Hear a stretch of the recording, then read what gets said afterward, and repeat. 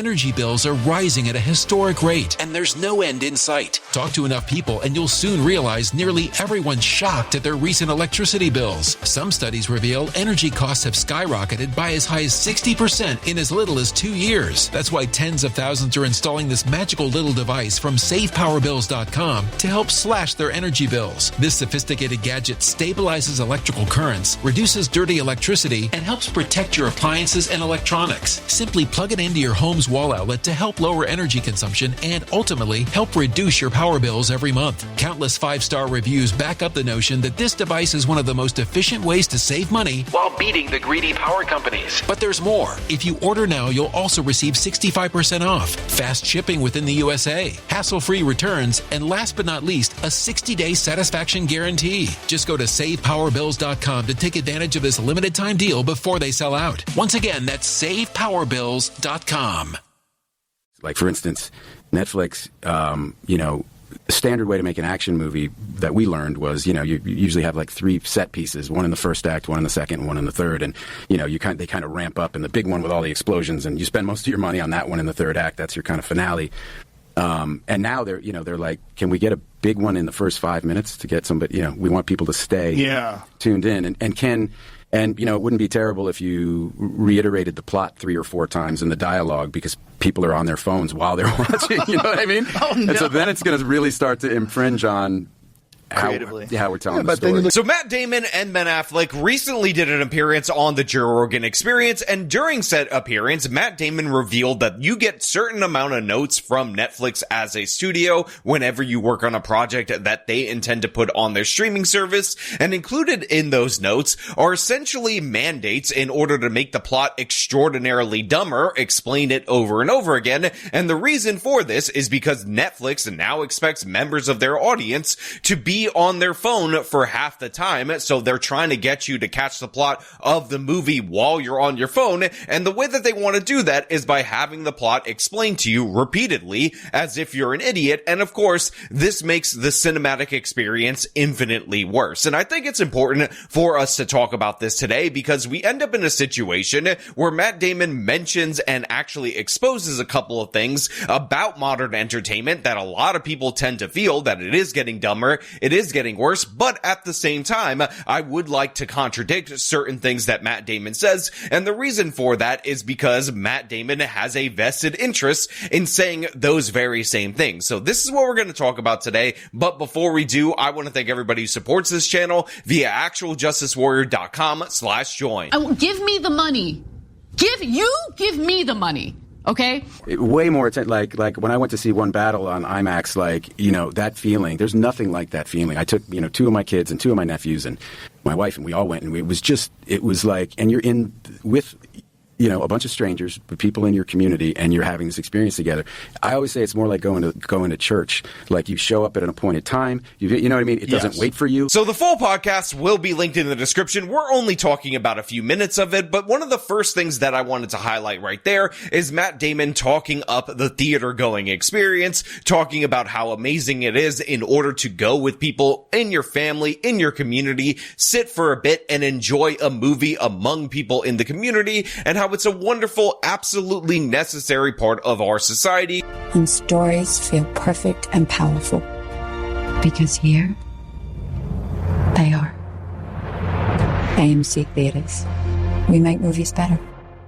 And this is where I'm going to run into a bit of a contradiction with Mr. Matt Damon and Ben Affleck, who seems to just be sitting there, not really saying anything during these crucial parts of the conversation. So first and foremost, I need this to be clear to everybody out there in the audience. I do love going to the theater. I think comedy movies and not being in theaters anymore is absolutely tragic because part of what makes a comedy movie so enjoyable is going and sharing that contagious laughter with a bunch of people, and you just don't get that the same way from home, and this is one of the reasons why, in my opinion, a lot of comedy movies are essentially dead now that we have all these different various streaming services. But that being said, we need to also understand what is going on here with Matt Damon making this particular pitch, and that is the fact that he is highly incentivized in order to do so, because the way that movies make money at this moment in time is overwhelmingly at the box office, and this is because of streaming, but not not for the reason that you're thinking. It's not because people are choosing to not go to the theater in favor of streaming, although that definitely does happen.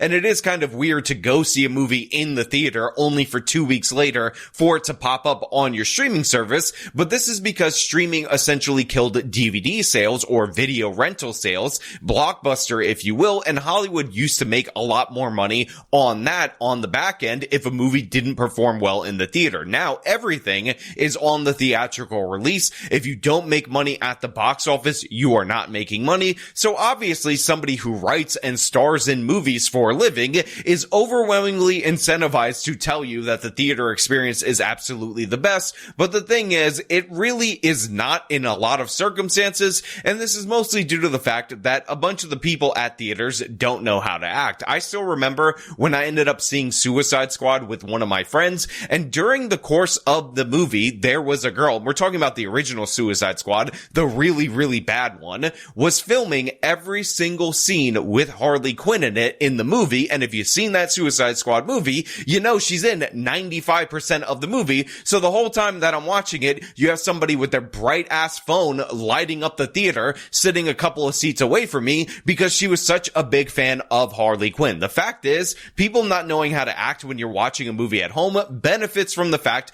that you could pause it, you could tell them to shut the hell up, give them a little smack across the face if you're into that sort of thing. I would never endorse that, but in the theater, you basically gotta brawl with a stranger, come to blows, put them down for good when they're misbehaving, and then you miss like crucial elements of said movie. It's been a disaster at many different times that I've gone to the theater. You have children's, like teenagers, being allowed to see hard R-rated movies. They're absolutely annoying, and yeah, for the most part, you sometimes want to skip that because a little bit too much of the community can be a problem. The next thing that I want to address with Matt Damon is his criticism of where you put action set pieces during a streaming movie versus a theatrical release movie. It's, versus the experience of watching at home. I think, you're watching in a room, the lights are on, other shit's going on, the kids are running around, the dogs are running around, whatever it is. You know what I mean? It's just a very different level of attention that you're willing to, or that you're able to give to it.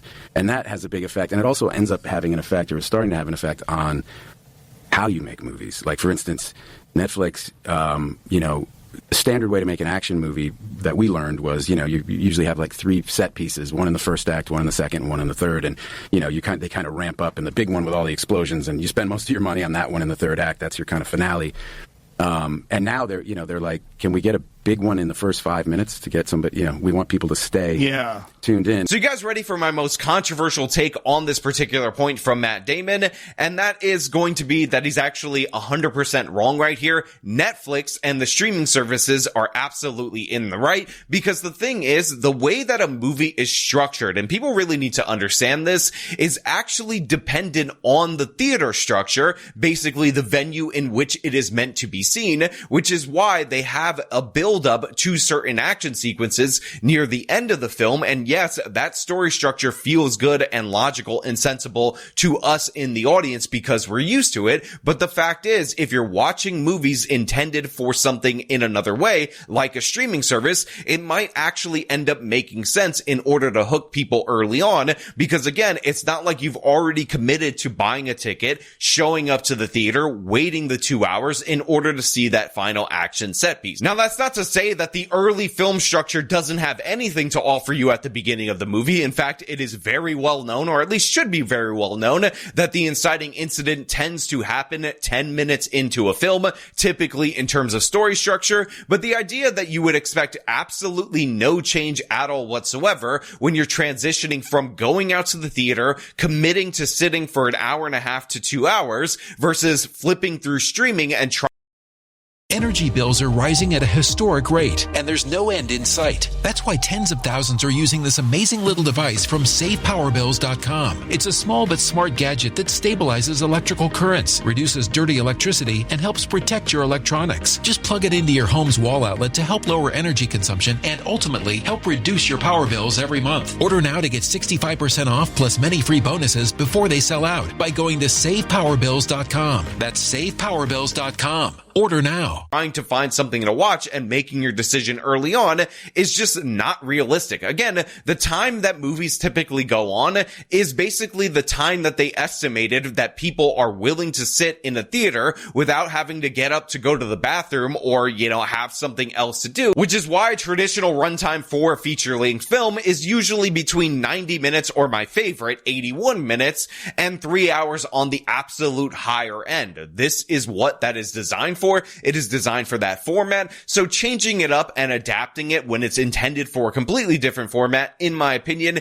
is not all that bad of a thing. In fact, Netflix is very famous for the one long movie format where they end up putting a TV series out, but it's actually really a 9-hour movie, and the reason that is able to work is because of the way that Netflix drops all their episodes at once so that you could binge watch them, in comparison to, again, the way that people would typically view television and or movies before, where following a continuity over the course of weeks in television wouldn't make any sense, and nobody's actually going to sit through a 9-hour movie straight up in the theater, so you could never tell stories in that particular venue in that particular way. So in this regard, I actually do disagree with Matt Damon. I do think that we're so addicted to regular ordinary story structure that you should probably keep the format that is in the theater, especially if you want to eventually release it in a theater or you want to have the flexibility to release it in a theater. But the idea that you would ask for this particular change if you wholly intend for it to be on Netflix, to me, is not all that crazy. It's not like a crime against cinema or anything of the sort. It's actually adapting to, again, the method that people want to view the movie. That being said, that only goes so far, and a perfect example of it going way too far is this particular section right here that's getting so much attention, which is the dumbing down of cinema. And it wouldn't be terrible if you reiterated the plot 3 or 4 times in the dialogue, because people are on their phones while they're watching, you know what I mean? So look, writers, when confronted with these mandates from Netflix, always, in terms of artistic integrity, should respond in this way. No, we're not doing that. That's embarrassing. That being said, we can't be surprised that writers don't respond in this way, and even though Matt Damon and Ben Affleck said that they absolutely did respond in that way, the fact is they're Matt Damon and Ben Affleck. Ben Affleck has become a very successful director. Matt Damon has already written successful screenplays. Obviously, they're both accomplished actors. So in this particular scenario, they were able to reject these mandates, but the fact is, if you watch Netflix shows, one of the things that you will notice is that these explanations, repeated explanations over and over again, like you're an idiot, the insult your intelligence kind, emerge throughout all of their properties, in their movies, in their TV series, and it's like a virus, a plague that is infecting cinema. Now look, the reason why I wasn't going too crazy about where you put certain action sequences in terms of the venue that you're showing the movie is because I think that is something that can be adjusted, again, based on what venue you're planning to show the movie. But this inexcusable, nonsensical in every possible way, and I will explain why, although it should go without explanation, because guess what? Film is a visual medium. The class that actually taught me to edit was a film production class, so I learned a lot about the narrative structure of film, but one of the most important rules of all of film is show, don't tell, but Netflix is essentially saying that they're going to reverse engineer that, where they tell you what's happening over and over and over again. And again, another cardinal sin in filmmaking is repeated scenes that accomplish the same thing, lines of dialogue that are repetitive. Typically, this is indicative of a bad movie, and I'd hate to go back to Suicide Squad as an explanation again for a movie that does that absolutely terribly. But yeah, if you watch the Suicide Squad movie, the original one of the things that you'll notice is that there's scene after scene after scene that essentially communicates the exact same information to the audience, and this is one of the reasons why when you're watching that movie, you feel like it's absolutely terrible,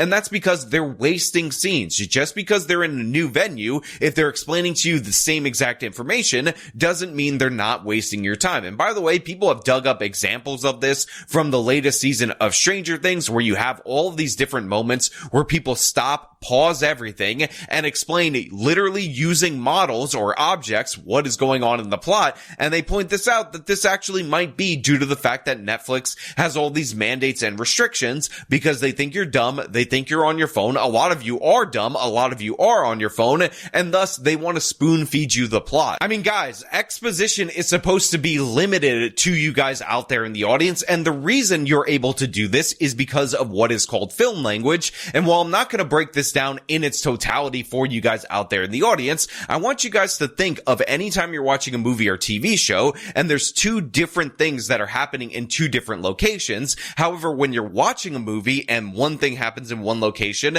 and then it is followed by another thing happening in another location, your brain makes you think that those things are happening sequentially. But conversely, if you're cross-cutting, which means you're shifting from one location to the other, your brain lets you know, or at least gives you the impression, that those two things are happening at the same time. The reason for that is because of the way that film language has been introduced to the American public. And again, certain things that we do not quite understand about human psychology, about cutting events in sequence rather than showing them one after another going back and forth, that communicates information to your brain without telling you it. That is what film language is all about. Again, film is a visual representation of ideas, a visual representation of information. So the idea that you would stop that, halt it in a moment or multiple moments throughout the course of a movie in order to explain in great detail, essentially saying you're a dumbass who can't follow film language anymore because you're too busy on TikTok, is absurd, ridiculous, and asinine. Like, it's hard to actually explain how bad what Matt Damon is describing there actually is, but what you guys need to understand is that this is a total violation of the whole entire premise of the medium. And the thing is, Netflix is notorious for this. Remember when they started trying to add 1.5 times or 2x times speed in terms of movie watching on their platform? This is horrid, just as horrid as what we're hearing right here about them adding in additional dumbass explanation scenes, or exposition as it's called, because again, the pace of a movie, the idea that you're going to have certain times where you linger on action for extended periods of time or speed up through action, that is supposed to be part of the mechanism of storytelling.